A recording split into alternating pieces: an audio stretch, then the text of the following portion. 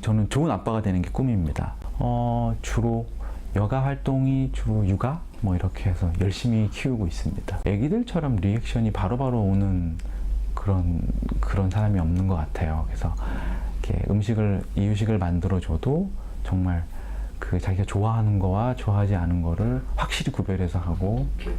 네, 그러고 있습니다. 참고로 저희 딸은 대구살 새우 야채죽을 제일 좋아합니다. 네.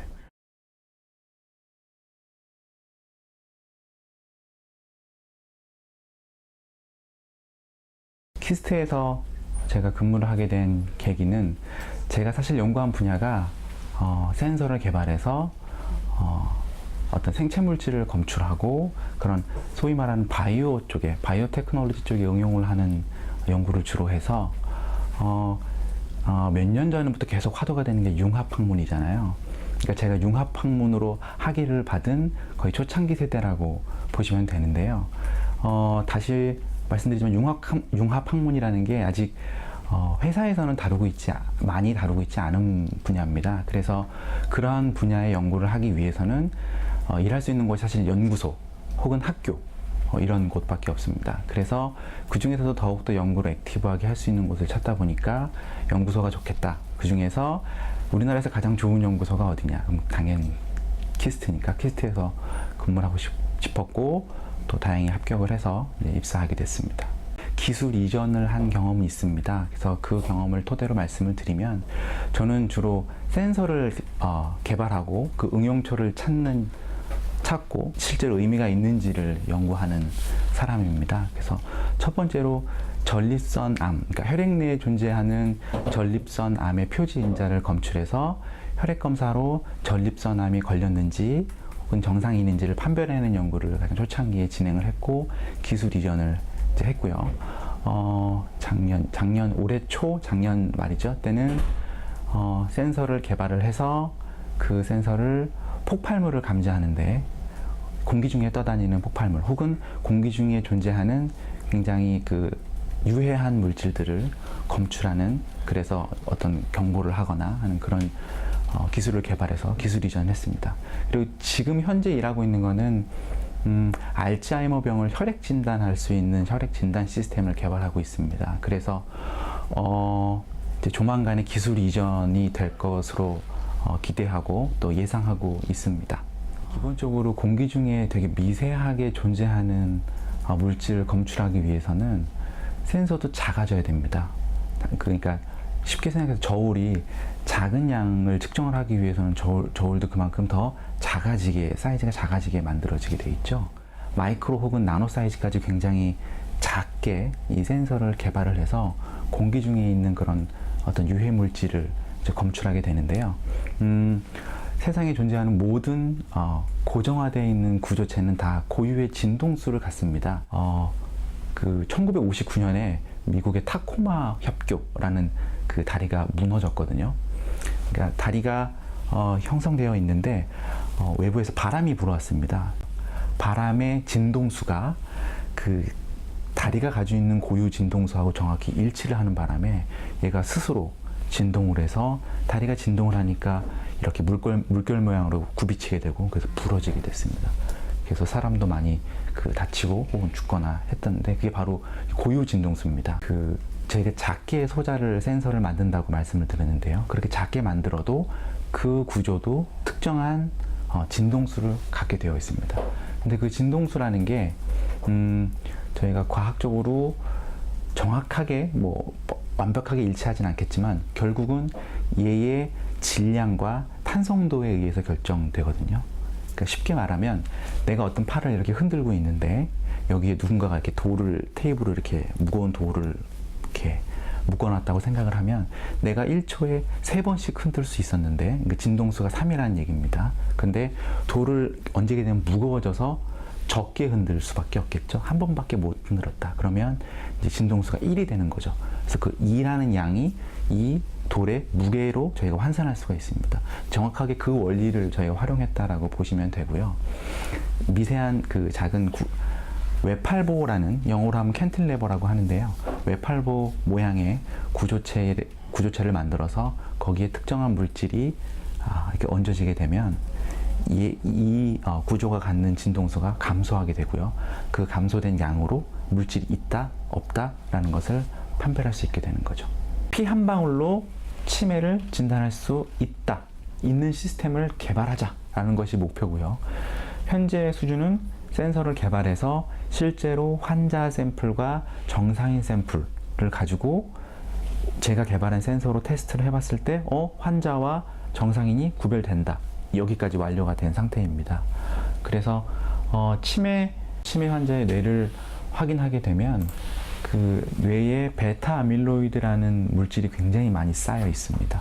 그래서 이제 원인 물질이다라는 건 사실 지금 밝혀진 상태고, 그럼 그런 원인 물질이 몸속에, 뇌 속에 존재하게 되는데, 그거를 결국은 처음에 생겨서부터 점점점 양이 증가하게 되는 건데, 그 처음에 생기는 그 양을 측정하게 되면 아주 극초기에 치매를 진단할 수 있을 것이다 라는 것에 의해서 그런 결국은 예상을 해서 연구를 시작하게 된 거죠.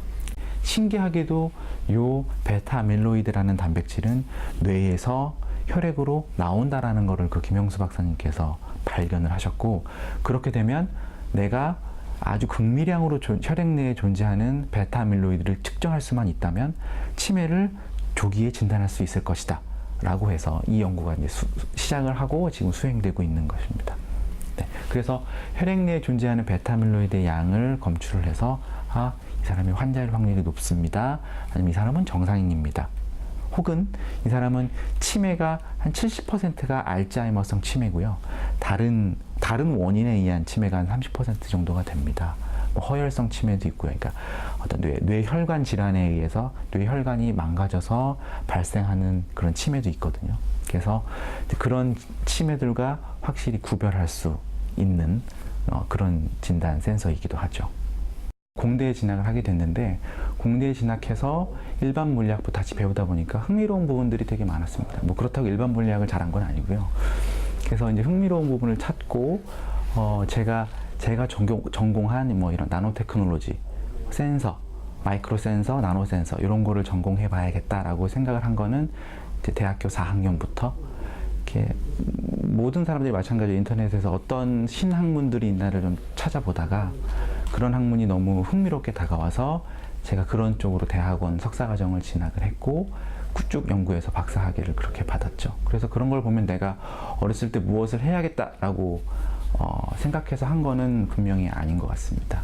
제가 다시 한번 말씀드리면 공부를 그렇게 확썩 잘했다라고 제가 자부할 수 없는 게, 제가 흘러갔다라고, 인생 흘러가는 대로 했다고 말씀을 드렸는데, 부끄러운 얘기를 하나를 드리면, 제가 고등학교 성적 증명서를 한번 뗄 수 있는 기회가 한 2, 3년 전에 있었거든요. 그래서 궁금해서 봤습니다. 근데 충격적인 거는 제가 지금 센서를 개발해서 바이오 테크놀로지, 뭐 생명공학 쪽에 응용을 하고, 어디 가서는 되게 잘 아는 척, 뭐 생체 물질이 어떻습니다, 뭐 알츠하이머를 진단하기 위해서는 베타밀로이드라는 단백질을 잘 측정을 해야 되는데요, 이렇게 어려운 말을 하고 있지만, 제가 고등학교 2학년 때죠, 생물 2가 수음이한가 중에 양을 받았더라고요. 제가 우리 대학원생들한테 항상 얘기하는 것도, 지금 재미없다고 뭐 너무 고민할 필요도 없고, 또 지금 너무 재미있다고 흥분할 필요도 없다. 그거는 내가 어떻게 생각하느냐에 따라서 바뀌기 마련이니까 항상 오픈마인드로 열어놓고 생각을 해라라고 제가 말을 하는데, 제가 그런 경험이 있어서 그렇게 말을 할 수 있는 것 같습니다. 저는 그런 과학고등학교를 나온 과학영재가 아닙니다. 그냥 평준화 지역의 일반 고등학교를 나왔습니다. 네. 근데요, 항상 다시 생각을 해보면 제가 이렇게 말씀드릴 수 있는 거리가 생기잖아요. 그러니까 가장 고민되는 게, 내가 지금 잘 못하고 내가 지금 되게 힘든데 나중에까지도 희망이 없어지나라고 사람들이 생각을 할 수 있는데, 그런 측면에 있어서는 반면 교사의 굉장히 좋은 예가 아닐까 싶어서 제가 부끄럽지만 항상 말하고 다닙니다. 네. 과학자는 기본적으로 사실에 입각해야 되거든요. 그러니까 어떤 가능성을 말할 수는 있지만 기본적으로 내가 혹은 다른 연구자들이 확인한 사실에 입각해서 말을 해야 한다라고 저는 생각을 해요. 그래서 사회적인 어떤 이슈가 있을 때 사실에 입각해서 말해줄 수 있는 그런 식견이 좀 필요하고 그런 용기가 필요하다라고 저는 이제 생각을 합니다. 저는 과학기술이 기본적으로 사람에게 이득이 된다라고 생각을 되면 그 과학기술은 반드시 더욱더 발전이 돼야 된다라고 생각을 합니다. 모든 것들이 사람의 소중한 생명을 보호하고 또 그런 안전을 확보할 수 있는 거기 때문에 그런 측면에 있어서의 과학기술은 분명히 더 잘 개발되고 더욱더 개발돼야 된다고 생각을 하고 있습니다. 근데 그렇지만 어떤 요즘에 특히 뭐 생명윤리 측면에서 사람에게 도움은 되지만 어떤 그런 실험하는 방법이나 여러 가지에 있어서 문제에 대할 소지가 있는 것은 면밀하게 다시 생각을 해보고 그렇지만 도움이 될 수 있는 방향으로 방향을 잘 잡아서 여러 가지 뭐 제도적인 그런 제안을 만든다거나 그렇게 해야 할 것 같습니다. 다음에 또 사람들에게 어떤 이익을 줄 수 있는 그런 연구가 무엇일까? 그거를 이제 고민하는 항상 다음을 생각해야지 또 저희가 발빠르게 움직일 수도 있고 또 생각을 많이 하게 되면 그만큼 얻을 수 있는 아이디어도 굉장히 많거든요.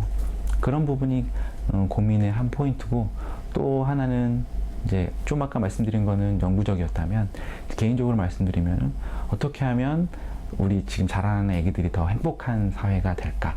행복한 세상이 될까? 뭐 과학기술 측면에서도 그렇고 또 여러 가지 다른 측면에서도 그렇고 그런 고민이 있습니다. 그 많은 사람들에게 혜택이 돌아갈 수 있는 연구를 하고 싶고요. 또 실제로 그렇게 혜택이 돌아갔으면 가장 좋겠습니다. 그게 제가 과학자로서 꿈꿀 수 있는 사실 가장 영광스러운 꿈이라고 생각을 하고 그래서 감히 그런 영광스러운 꿈에 좀 도전을 해보고 싶습니다.